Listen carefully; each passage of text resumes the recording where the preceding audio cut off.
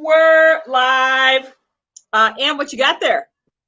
I have a classic margarita served in a margarita style glass. I don't know if this is traditional, but I found it at the dollar store. It's got cactus on it.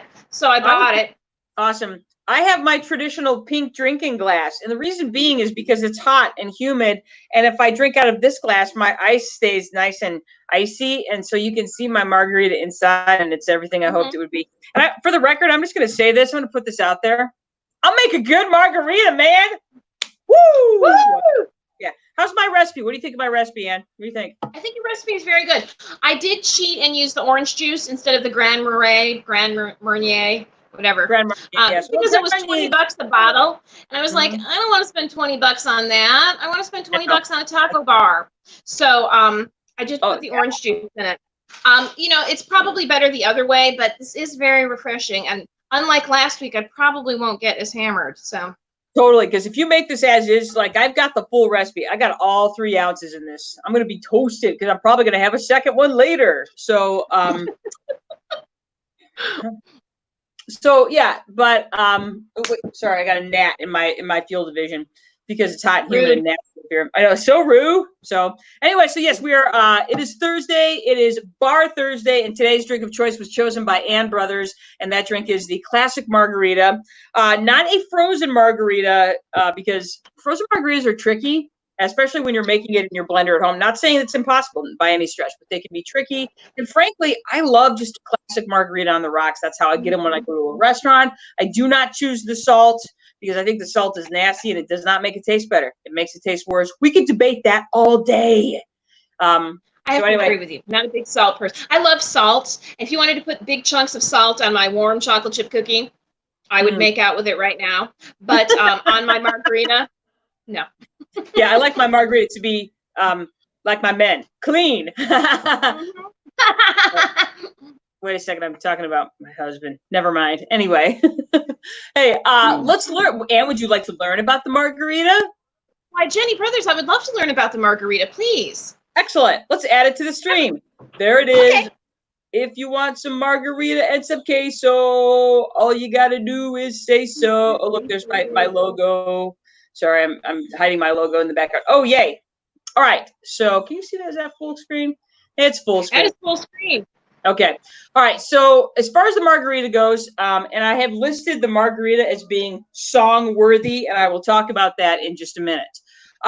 So anyway, you guys, a margarita is a classic tequila-based cocktail that also features a tangy dash of orange and lime, and it comes in a glass that is often garnished with salt. And of course, we talked about the fact that I don't really love a salt garnish. Some people put sugar in their margarita. I don't think it needs the extra sugar, but it just depends on who you talk to. And you're seeing the classic margarita glass here with a garnish of lime.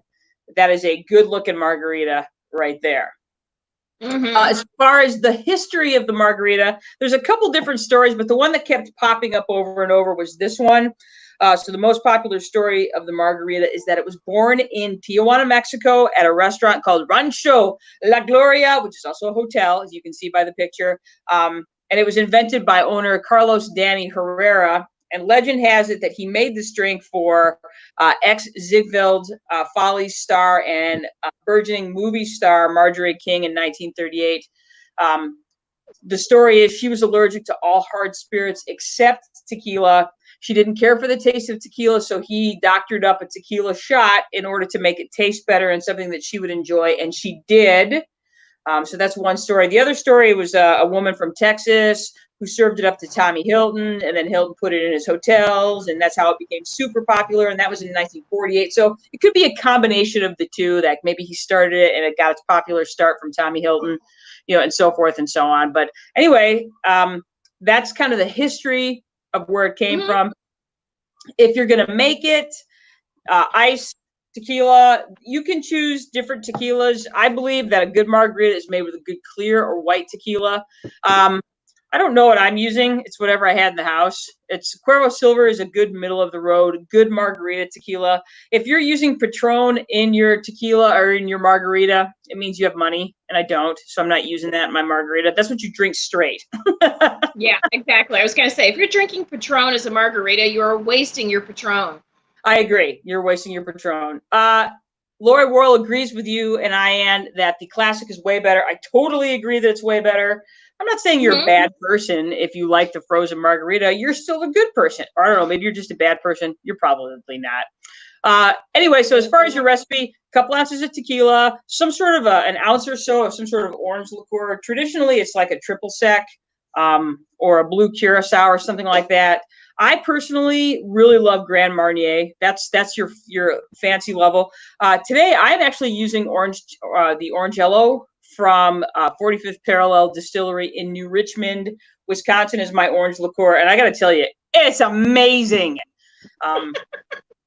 Seriously, if you're looking for a good orange liqueur, man, the Orangello, they make a limoncello and they make an orangecello at 45th Parallel, and oh, they're delicious. So. And I put in a good ounce and a half of lime juice. Like the recipes online will be like, squeeze the juice of 2 limes. And I'm like, if you're not into that, just go get a good lime juice at your, if you go to like a Trader Joe's or a Whole Foods, you can get a better quality organic lime juice. And that makes it and those are really good in drinks. So I highly recommend you do something like that if you're going to do it. So, but again, that's all personal preference. Shake them up together. I like to shake mine up so much that it gets super frosty, and then put some fresh ice, put it in a glass of your choice, put a little more fresh ice on it so it stays nice and cold, and then you can garnish it with lime. Or if you want it frozen, you can basically take this above recipe, put it in a glass, mix it up, and then dump it in a blender and blend it up, then put it back in that glass, and then you've got a frozen margarita, and look how smart you are. So. Ta-da! I always feel like a frozen margarita melts faster for some reason because you've chopped up all that ice into tiny pieces. I don't know. I feel like it's kind of like a Frappuccino. It looks really awesome when you first put it in the glass, but it fizzles out really quickly. It gets all melty too fast. And then pretty soon you're just, trying to get chips of ice up your straw. And see, that's the other thing I don't like is that oftentimes you'll have to drink a frozen margarita with a straw, and then it just clogs up the straw. It's very frustrating for me. Anyway, I'm done crying about that. Again, I am not a salt lover, but you can, of course, enjoy your margarita with salt. Many people do. If you're not sure how to salt your glass, the first thing you do is you take your wedge of lime and you basically run that wedge of lime around the rim of your glass, thus wetting it. And then when you're done with that, you simply you have a little dish with some salt in it, some nice big grains of salt I don't know if you guys, I made an Office Space reference there at the end when Milton is at the beach after he's burned down his place of business. And he's like, I ordered a margarita with no salt and it came with salt, big grains of salt. Sorry. Anyway, you get your big grains of salt, you dip your wetted glass in those big grains of salt, and then you can put your margarita in after the fact. Good for you. Margaritas, you guys, are so good. They are so good that we name songs after them. They are so good that we name restaurants after margaritas because you can go to you can sing Jimmy Buffett's Margaritaville. You can visit Jimmy Buffett's Margaritaville restaurant. Or if you live in the state of Florida or Texas, you can go to the Jimmy Buffett Margaritaville Resort.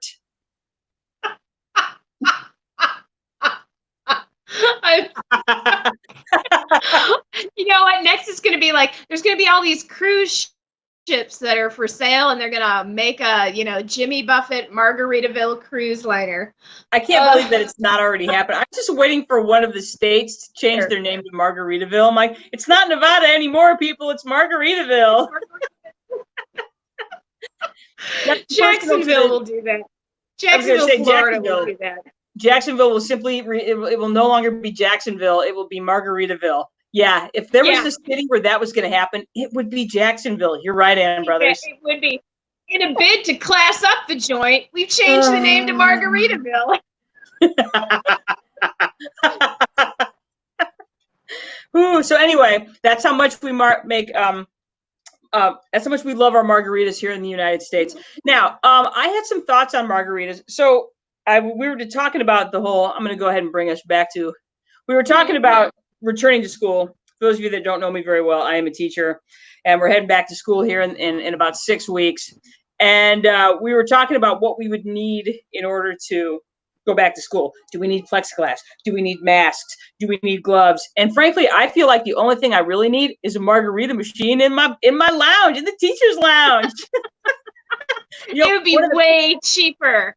I think it would. I think we would all be happier. Our teaching will be better. We will all be so much more relaxed and chill with all this COVID stuff if we just have one of those. Two, in fact. One with like raspberry margaritas and one with regular frozen margaritas with a little wheel, so like a Slurpee machine. Yeah. Yes. So much cheaper than all the other stuff. Yeah, honestly, it's like I'm not even going to care if I have personal protective equipment as long as I've got a margarita machine. What else do you need? What else do you need? Fired? That might get me fired. I was just kidding. You know what? Then you can collect unemployment. Hey. I don't know. Aren't they supposed to cut that off in like tomorrow? Yeah, soon. Yeah, but you're a teacher, so you'll still be eligible for at least some of it. Excellent. So anyway, that's all I really have to say about the margarita. This is how you make it. So today, you guys, I've taught you the history of the margarita. I've taught you what's in it. I've taught you how to make it. And I've taught you why we love it so much in America, so much so that we sing about it. We eat at restaurants, extolling its virtues, and we relax and go to resorts, also extolling its virtues. So margarita, good job. Nice pick, Ann Brothers. I love these. I'm not a big drinker, but I do really enjoy tequila. So. Well, and I have seen you enjoy tequila on many occasions. So for real. For real. One time we went to this Mexican restaurant and they had margaritas like bathtub, so you could sit in it while you drank it. And so I drank one, and it was very crowded in the place, and they were a little understaffed. So we went to pay our bill, and the phone was ringing and ringing, and there was a line forming to pay the bill. So I answered the phone. I'm like, hey, this is whatever Mexican restaurant. And they're like, yeah, I'd like to place a carryout order. I'm like, awesome. What would you like? And I wrote it down, and I'm like, would you like a flan? Upsold a little bit, put that down, and then when they came to pay the bill, I'm like, somebody's going to be here in 15 minutes for this, so you might want to get on it. For the record, I did witness this transaction. I was with Ann when she had her one margarita, and it was a good-sized margarita, no doubt. And I was in line to pay the bill, and I witnessed the busyness, and I witnessed my sister walk around behind the counter, and she didn't just pick up the phone. She walked around behind the counter and picked up the phone and took these people's order. She was very helpful. She was very friendly. If you've never been around Ann Brothers when she's wasted, Ann's a very friendly drunk. So, and very helpful. Very helpful drunk. So there you go. So here we are enjoying our margaritas on a Thursday. It's also a day that we review our movies. We have combined our drinking and our movie reviews together. And was it me that got to pick the movie this week? You did. You picked the movie because I picked Aliens last week. So you picked Ready or Not this week. Right. Excellent. So I picked Ready or Not, which is, I got to fix my movie here. I got to set up my movie screen. We're going to do a quick screen share of this because it's amazing. I want Ready or Not. Oh, yeah. I want to put that in presentation mode. I want to make it so none of my stupid stuff pops up. Yeah, that's what I want right there. And I'm going to put that into preview. Sorry, I'm doing all of my technical jargon in front of everybody, in front of the whole world. That's all right. So yeah, Ready or Not, Joe, what was I doing? I had a day where I just needed some downtime. I had done like yard work and so forth and so on. Look, Spencer Lyons is talking about last week's pick, which was Aliens, and it was a great choice, Spencer. And it was a great movie. Now, this is also a great movie. I sat down to watch this a couple weeks ago because I just needed a little break. And I was kind of scrolling through movies that I had. This is on HBO. So if you have like HBO extension on your Prime account or HBO Max or whatever, you can find it. And I thought, I'll give this movie 15 minutes. I do like a good horror movie. That goes all the way back to my creature feature days, watching that out of Channel 50 out of Detroit.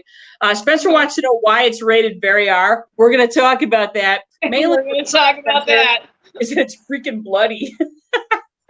My gosh, so, cringe-worthy. Yes, and so I sat down and thought, I'm going to give this 10 minutes, and then 2 hours later, I was like, that movie was amazing. So I couldn't stop watching it. So entertaining. yeah, I just really enjoyed it. So, Anne, why don't you take us through, Ready or Not, why we should watch this film? Go. Well, one reason why I thought we should watch this movie, it was one, it's a dark comedy, and I am a sucker for a dark comedy. I think like my top 5 movies, 3 of them are dark comedies. My most favorite movie ever is a dark comedy. So it is very dark comedy. Yes. Dark. Yes. Very well written. I mean, Mm. clever, very good attention to detail. Another reason why I really enjoyed this movie is sometimes like you get a movie with like a big actor in it and all the money goes to the big actor, so they chintz on everything else. Well, they didn't have a lot of, I mean, unless you consider Andy McDowell, you know, a big star, that was like their biggest star. So they got this really tight cast who gave excellent performances. I mean, the movie only cost like $6 million to make, so impressive. So they had really well written, really good cast, not famous. The lead actress in it, her name is Samara Weaver. She plays Grace. She's actually in the new Netflix series Hollywood. So this was like her biggest film that she's done so far. That's right. She plays Rob Reiner's daughter in this. Yes. That's yeah, right. So I she seen her somewhere. Okay. Yeah. So that's where I had seen her recently. The film is directed by Matt, and I'm going to get this wrong because it's Italian. Bet Emil Olfin, hyphen Olfin, and then Tyler Gillett. So it's co-directed. These two did a great job with it. So they're kind of young directors. Hopefully we'll see more from both of them together or separately because they did such a good job with this. I'd like to see what else they could give us. So if you're a person that looks for directors, look for these two guys. It answers the question, what is wrong with rich people? That's a very important point in this movie. It's very funny. I mean, it's funny through the whole movie, but the second to last scene, the sacrifice scene, remember it is a dark comedy, is hilarious. That bloody as all get out. I mean, I laughed out loud. Laugh out loud funny is such a weird thing for a movie like this. The end, because it is really unexpected. They kind of take what you think is going to happen based on all of like the vampire movies and other demon movies you might have seen, and it totally turns it on its head, and it's really funny. It is so funny. And actually, I have to, when I was watching like the last scene, like that scene and the last scene, I kept thinking about the movie Heathers from the early 1990s with Winona Ryder. And I was like, these guys have to have seen Heathers because that last scene is a nod, I think, to Heathers. Well, and then speaking of dark comedies, that's one of the darkest comedies ever, Heathers is. Exactly. For sure. Exactly. And then, you know, it makes you think. And you think, oh, well, this movie made me think of it. Yes. And it made me think, if I was in this situation, what would I do? And I thought, if I was in this situation, before every family wedding, I would take crossbow lessons so that I would survive in the end. Because I didn't think of myself as Grace. I thought of myself more as the character of, what's her name? Daniel's wife, Charity. I thought of myself more as Charity. I'm like, I would be Charity. So I would be killing that bitch. Yeah, and I actually loved the fact that Charity was, so a real quick background. The way this works is that the Ladamas family, they own a gaming company and they're super rich. And the movie starts with Grace, who is going to be marrying into this family. There's a scene at the beginning of the movie that sort of sets the stage that lets you know that this is not going to be a good thing, that this family is dark. And then the next scene is we see Grace getting ready to get married to Alex, who's part of the Ladomos family. And after they get married, she has to play a game because they're a family that's made their fortune from games. And unfortunately for her, she pulls the card where she has to play hide and seek. And that's all I'm going to say. But just know that it's not your average game of hide and seek, obviously. And so it really is the whole game. The whole movie is essentially chases, escapes, but very high stakes. And there's so much stuff that happens in between. And this is where the writing and the acting comes in, is that there are just moments where you're like, oh, this is so screwed up and so funny. And like you said, Anne, you find out, you're like, oh, this is what's wrong with rich people. Not that rich people are bad, but this family is. Yeah, this family is. I can think of a couple other ones too that are rich that are probably not great. So yeah, there's like for those people that marry into this family, there really is this sort of contract that they make with the family that says, I'm going to go along with this because I want to have what you have. And the character Charity is all in. She is all in. She does not want to go back to the life she had before. And she's like, yeah, let's do this. Let's do this. Yeah, exactly. I am a team player. So where there are others that might have reservations about what's happening, she does not. She does not. She's very committed. So committed that in the end, we won't talk about what she does at the end, but she's very committed. Very committed. She's all in. Yeah, totally all in. All right, so Anne, why, and Spencer, this goes back to your question about why this is very rated R. Why might you want to skip the movie Ready or Not? Go for it.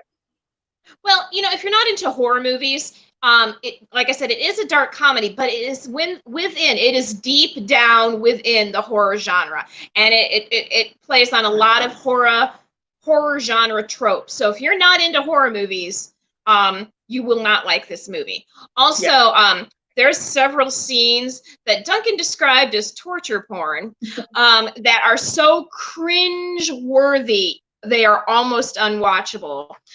There's really only, there's two scenes. There's two scenes like that where you're just like, it is so, trigger warning or, alert that there's a couple of scenes in there where you're like, you'll be like, so if that is not because I'm not big into like torture horror movies, and that kind of tested me. Both of those scenes tested me. But it kind of goes along. It actually goes along with what they've done with the entire. It's not like they just threw them in there. It really does go along with it. It's just difficult. And then I wanted to know more about the maids. That I kind of had a problem with that. I mean, other than their deaths are hilarious. Remember, dark comedy. And I think Jenny described that best. Jenny, if you want to explain why you thought the maids were there. Well, I felt like it was a way of talking about this family. So you have this family that's super wealthy and super horrible. And I think the maids are the way that they see the world, and that the world other than this family is utterly disposable. Hence Grace's situation. And I think you see that with the maids, because when the maids die throughout the movie, they're like, oh yeah, whatever. Oh, you know what? She died, bummer. She was my favorite. Yeah, she was my favorite. But the emotional impact of their deaths does not go beyond that. And so it really does build in that idea that these people are really horrible, and that the only thing that matters to them is the survival and the well-being of their own family. So I saw the maids as sort of kind of showing this throughout the movie, how committed this family is to what they are up to and what they believe. So that's what I thought. Yeah. Yes. So I thought that was very good. I thought like, oh yeah, that's, and again, it shows how tightly this was written. I mean, here was a way to demonstrate how terrible these people are. But they did it in such this funny, hysterical way. Yes. Not your usual way to reveal character. So no. Not at all. Not at all. And then, one of the things I found clever about this movie is that there's little things within the movie. So, for instance, this family in the movie, they're the Domos family.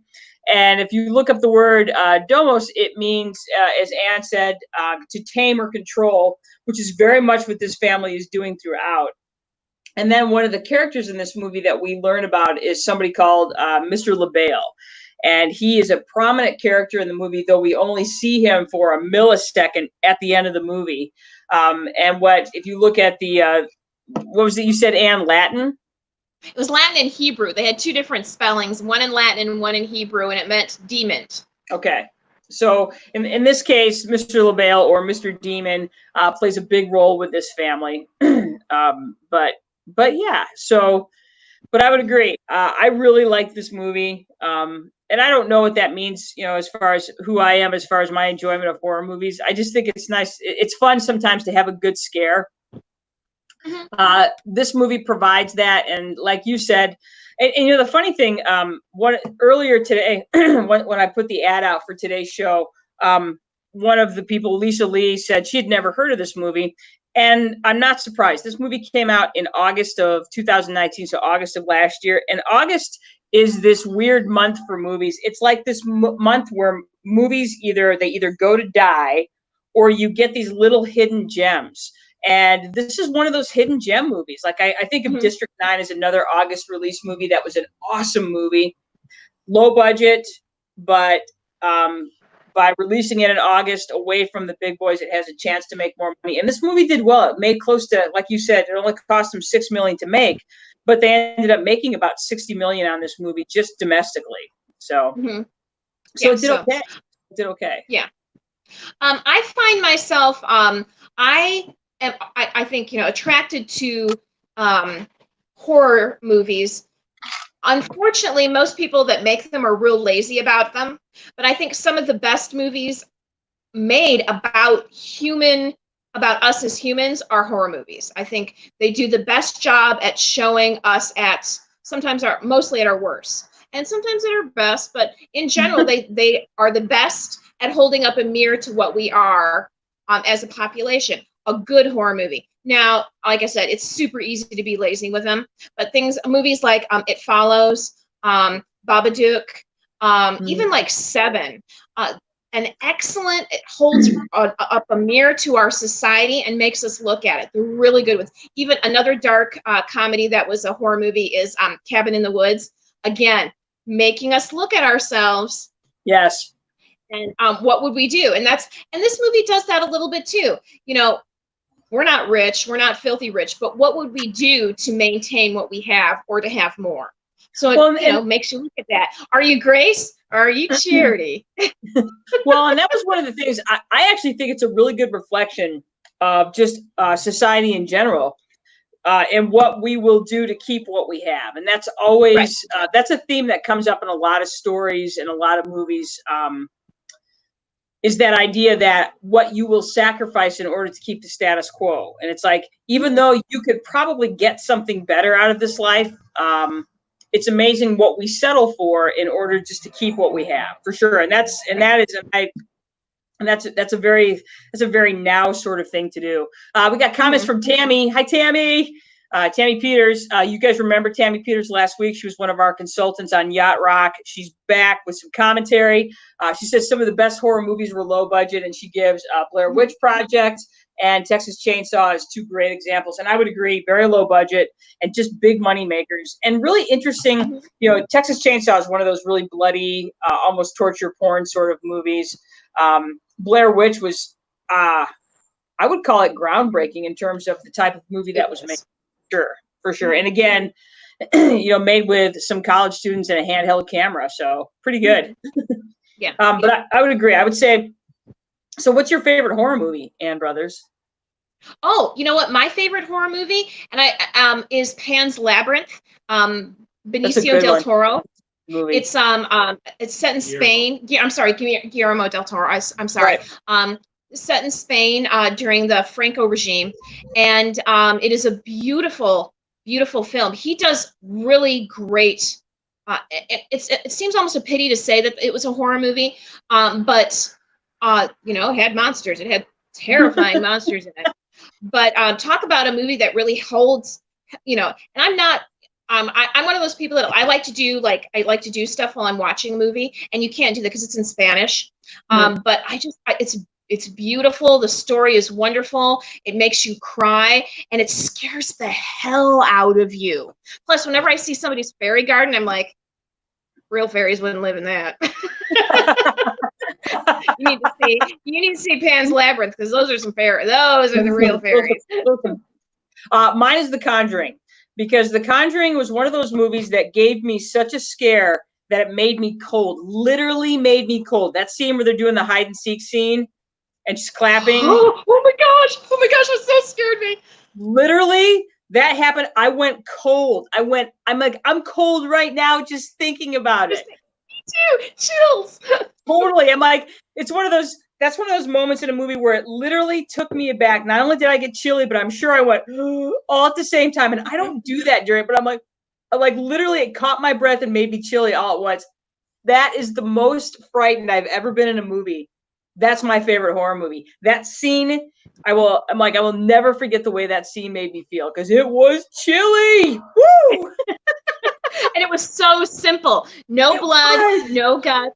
Nope. Not so freaking simple that I'm like, oh, brilliant. That's the sign of a really great horror movie is when it's not bloody. The Conjuring was not a bloody movie at all. It follows not a bloody movie. So psychologically terrifying that it makes it that awesome. That's what those two movies do for me that most horror movies do not. So Good job, guys. Good job. Nice job.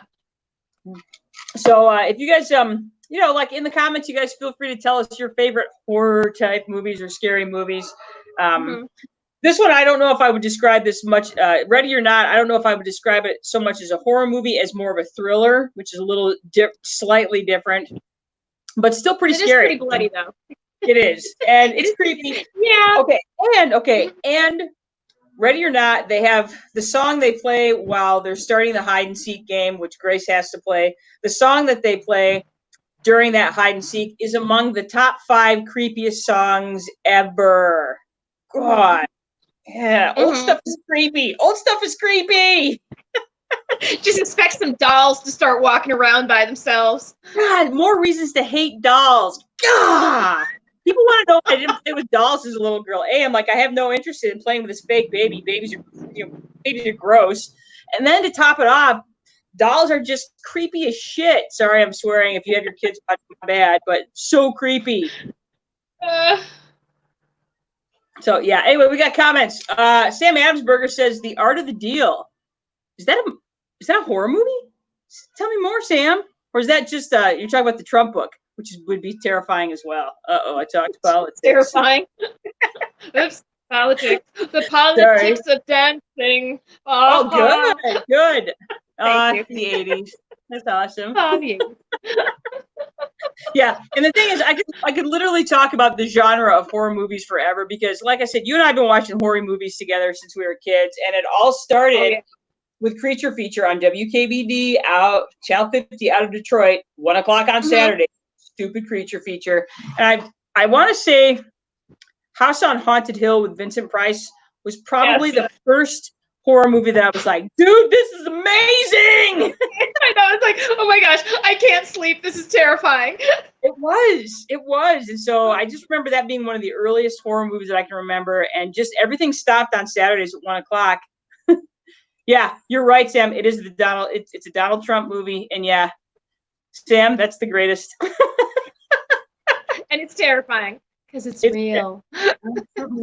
Yeah, now we're living it. Yay. Hey, see where I said like horror movies really reflect us back as a society? Yep. And you were right. Anyway, Margarita.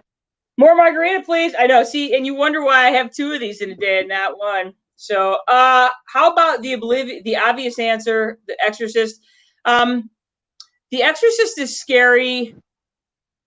It's soul scary because it's like, all I know is that when we were little girls, Mom would not let us watch The Exorcist. I did not. That was not allowed in the brothers' household when we were kids because my mom felt it was genuinely evil. Yeah. Yes. Yeah. I didn't see that until I was probably out of like undergrad. So it was, because my mom was pretty sure that movie actually came from the devil. Oh, here's another thing I thought was funny. And I'm just going to give a spoiler word. Hail Satan. I've never heard Hail Satan as funny as like, what was that one with the skinny white woman? Oh gosh, the horror movie, Rosemary's Baby. Hail Satan. Oh my God, I know. Okay, that was a movie. Of course, that's one of the greatest horror movies ever. How can I forget Rosemary's Baby? And again, no blood. Just this psychological where you think, oh, this isn't really happening. Rosemary's crazy. I'm like, she's not crazy. She's not crazy. It's totally happening. So in Ready or Not, when they say "Hail Satan," I was like, "Oh my gosh!" Just like in Rosemary's Baby. This is like an homage. Yep. Yeah. So, let's see. What Sam? She said, honestly, my scariest was the silent scream. Oh, 1979. Never seen that one. Now I'm going to have to look for that, Sam Adamsberger. More fun things to Orange. Silent Scream. Now I'm curious to what that's all about. I'm gonna have to look for that on the Netflix or the Prime or the HBO or the Disney. No, they won't have that on Disney Plus. Never mind. I just got Disney Plus so I can see Hamilton. So probably not gonna find a lot of horror movies on Disney Plus. Probably not. Song of the South. Ooh, ouch. Yeah. Well said. Well said. Well said. All right. So Ann, I have great news. Would you like to hear my great news? Chip I do want to hear your great news. Chip Maley is going to be joining us on Sunday when we have Sunday brunch. He's going to come on and talk to us about the production that he is in. It is a Zoom production of Steel Magnolias that's happening on Monday. I believe that is July 13th. So he's going to come on and talk to us about that. He has agreed to do that, and I can't wait to see that because A, Steel Magnolias is awesome, and B, the fact that it's an all-male version of Steel Magnolias will be even more fantastic. So yes. So anyway, I think we have talked up our movies and our margaritas really well. So I think we'll call it a day. But we will be back live on Sunday brunch. What time, Ann? What time? We should probably, what time can Chip? I'll tell you what, we'll get back to you. We got to talk to Chip first to make sure there's a time on Sunday that works for him. But just know that Sunday when we come back, we will have super special guest Chip Maley joining us. He's going to be talking about the production of Steel Magnolias that he is a part of. And we are looking forward to seeing Chip, and we are looking forward to seeing the production. It should be awesome. So there. And again, you guys. Cheers, everybody. Cheers. Tell us what your favorite horror movie was. In the comments after the fact, please tell us what your favorite horror movies are. A, share it with the nation. B, share it with us, because I haven't seen every horror movie. I haven't. And so there might be something I'm missing. And again, I don't like the torture porn stuff. I hated Saw. That movie, gross. So give me something that's scary, but not like super torture porny sort of thing. Anyway, and brothers, good to see you. Jenny Brothers, good to see you. And we'll see you guys soon. Thanks for joining us. Bye.